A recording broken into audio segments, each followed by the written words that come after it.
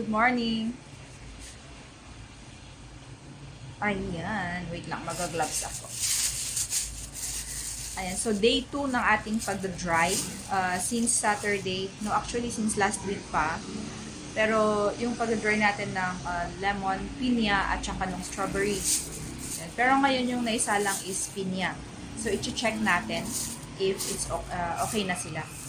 Para uh, i-flip natin yung mga trays para even out. Hopefully, ma-dry sila today or late or early in the morning tomorrow. Kasi may NGCP tayo, power outage ngayong, yung brownout, yung scheduled brownout. So, kailangan natin na, mag-dry na rin ng ibang fruits kasi hindi lang naman yan yung ating gagamitin, diba? Ayan. So,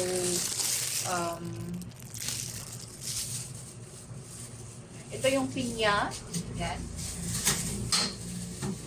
So, yung pinya na maliliit.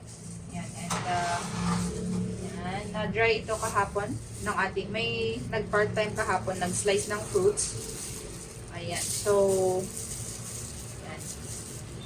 Meron na actually more than 12 hours. Kaya actually, check natin yung mga part na malambot para hindi masira, di ba? Yung mga ganyan. Yan. So, kailangan lang ng more drying until afternoon. Pwede na to.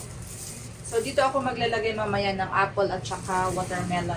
Kasi, kulang siya sa order natin na i-fulfill until Wednesday sana. By Wednesday sana, magsimula na tayong mag-give out ng order. Yung mga orders nila. Yan. Para, tapos brown out pa sa Wednesday, kailangan meron. Ito naman yung sa pinya. Hindi, ano ba yun? Lemon. Ayan. Oh, okay. Ang mga lemon natin is, okay na siya. Oh, ang gaganda na ng color. Ayan.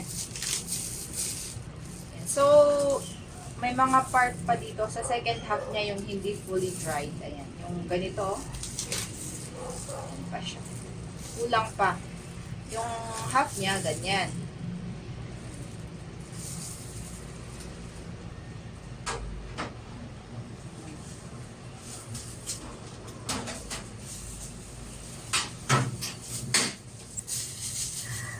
Okay. Magbi-blend tayo ngayon. Simulan natin mag-blend kasi mayroong mga natirang ingredients.